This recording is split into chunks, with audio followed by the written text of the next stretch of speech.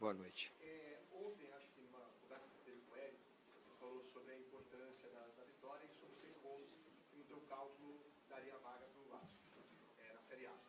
Agora são 3 jogos fora de casa e 2 dentro de casa, precisando de 5 pontos. Como fazer agora para manter essa concentração e não só nesse sentido, mas tendo que talvez decidir essa vaga fora de casa, já que você tem 3 jogos fora de casa e 2 em casa? Não vejo tanto problema, mesmo porque nós estamos na frente. Dependendo do resultado que aconteça amanhã, a gente pode inclusive subir em termos de diferença para o quinto colocado.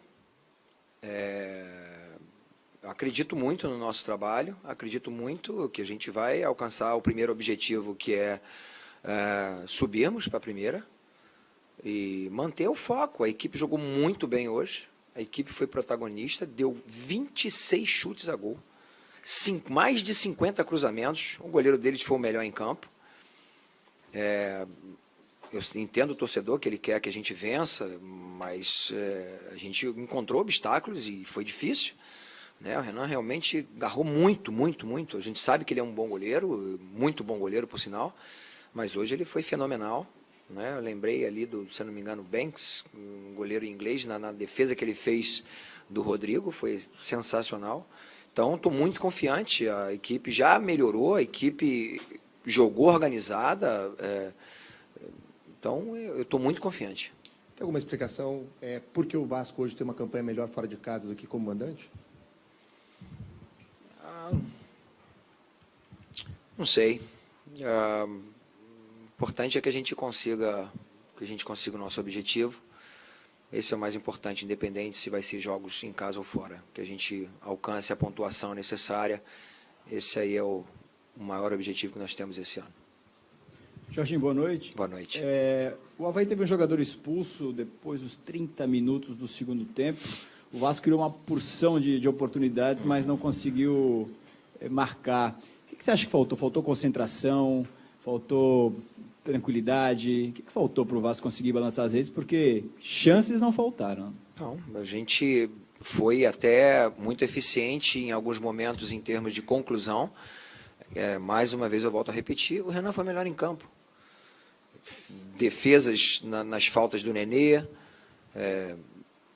assim, a queima-roupa ele estava tirando.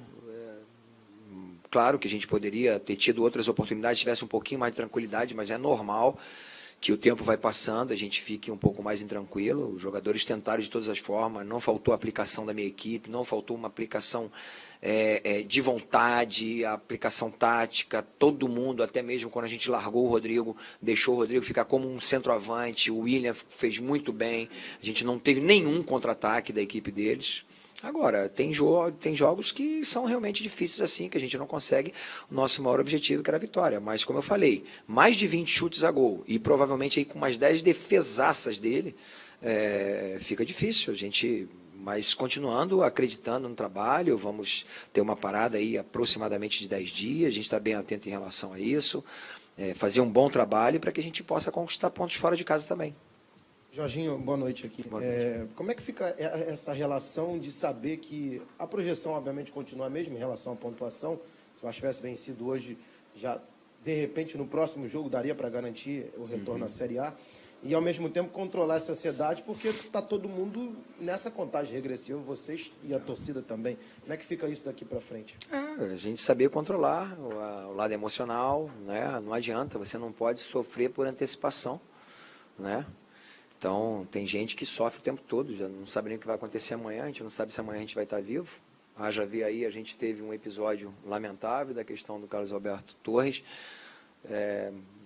vendo ele num programa num dia e, de repente, no outro dia, faleceu. Então, não adianta a gente sofrer por antecipação. A gente tem que trabalhar, continuar acreditando, manter esse bom ambiente que a gente tem aqui, e tentar ganhar a pontuação necessária para que a gente alcance o nosso objetivo.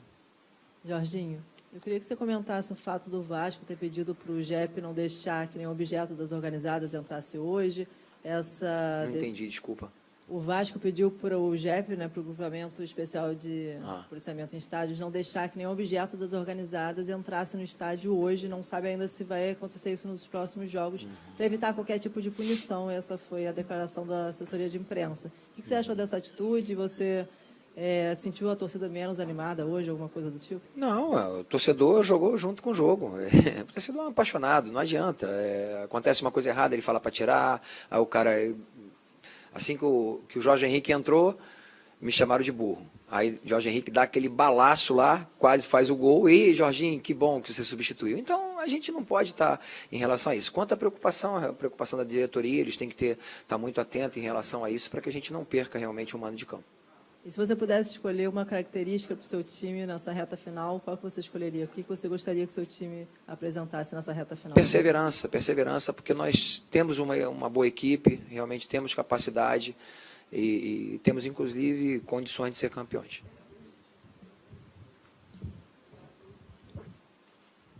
Boa noite, Jorginho.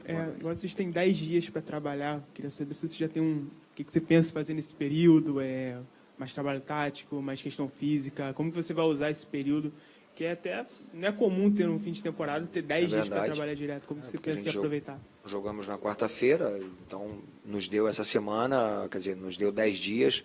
Fisicamente ninguém ganha mais nada agora, é só a manutenção do trabalho e trabalhar muito em termos, como já foi falado aqui, a questão emocional, psicológico, e trabalharmos a nossa equipe, encontrar de algumas formas para que a gente possa surpreender o nosso adversário taticamente. Jorginho, você sente qual foi o período, por exemplo, no ano passado falava-se muito daquela situação do Inter, né? Um divisor de águas, né? Era essa palavra usada. Nesse Campeonato Brasileiro da Série B, você sente qual foi o período que o Vasco destoou daquele entrosamento, aquele futebol que o time vinha jogando, cada jogo uma final, dos 34 jogos? Você consegue identificar na temporada qual foi esse momento que a bola não entra, o goleiro do outro time pega tudo, quer dizer... A gente tem que entender que toda a responsabilidade está em cima do Vasco da Gama. Toda a responsabilidade. Tem que ser campeão, foi falado isso, vai ganhar de pé nas costas. Eu venho alertando em relação a isso há muito tempo, mesmo porque jogar a segunda divisão é algo muito particular. Existem alguns jogadores específicos para a segunda divisão. A gente já vê que algumas equipes contrataram esse tipo de jogador. A gente sabia que a gente não tinha, financeiramente falando, muitas possibilidades, já que a gente também já havia feito a renovação de vários jogadores. Então, é uma questão, porque existe a obrigação de você ter que ganhar, e isso pesa, né? A gente tem que ter o cuidado de... É claro que o Vasco é um protagonista, ou tem que ser um protagonista, e em alguns momentos não vai acontecer, mas nós estamos em segundo lugar. Nós não perdemos a segunda colocação. Eu falei isso numa entrevista, eu sei que é difícil de falar isso, o Martim já falou sobre isso, mas não vai existir nenhuma foto se a gente for campeão, nenhuma foto aqui, não vai existir uma faixa, não vai existir, ninguém vai pintar aqui que o Vasco foi campeão da Série B de 2016. Nós temos que alcançar esse é o maior objetivo. E em dezembro, fazer um retrospecto daquilo que foi bom, daquilo que foi ruim, em termos de contratações, uma série de coisas. Isso é que é o mais importante, né? Eu acho que para o Vasco aqui é a questão de subir, né? Então, dizer em que momento destoou.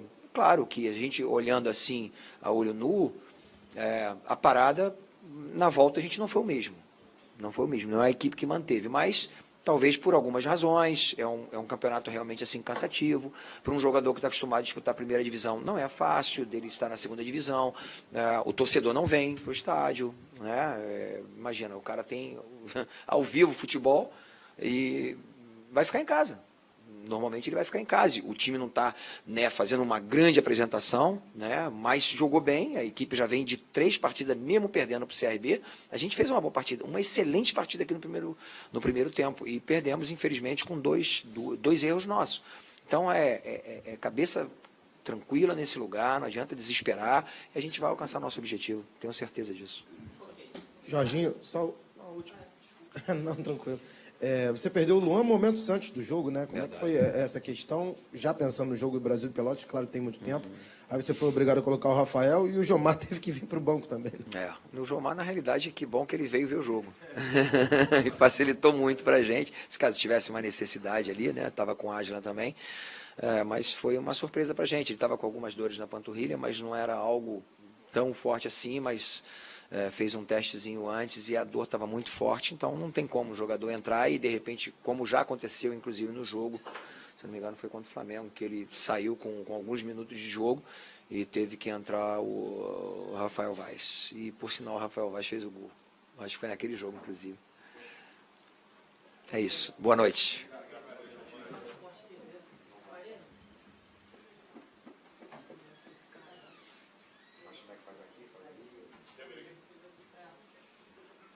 Ali mesmo,